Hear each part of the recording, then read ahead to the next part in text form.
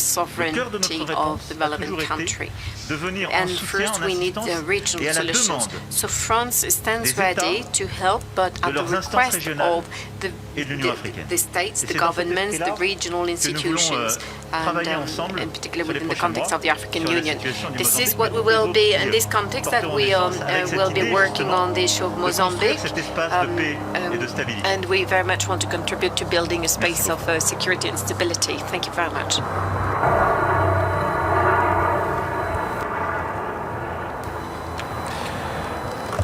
Thank you very much, President Macron. I'd like to start off by expressing our gratitude for your presence and your visit here in South Africa. We're truly honored and elated that you could spare time to come here to not only hold official talks with us, but also to come and launch a particular project. So we're really pleased that you could come visit us for a state visit, however short it has been. Our discussions spanned over a number of issues. They touched on COVID, which we have already discussed quite a bit, and correctly so, as President Macron has said, on climate change, on global peace and security, but also revolved around the relations between our two countries. You already saw that our two countries continue to get better and better at relating with each other. Our two ministers signed an agreement, and there have been many others. And issues that we cooperate on have to do with the economy, for instance, on trade and skills, and also on the square kilometer array, which we are delighted that France is going to be part of all this. It is on the COVID-19 that we are feeling France's keen support and solidarity in that they are prepared to take the lead, to advocate Africa's case. And let me say that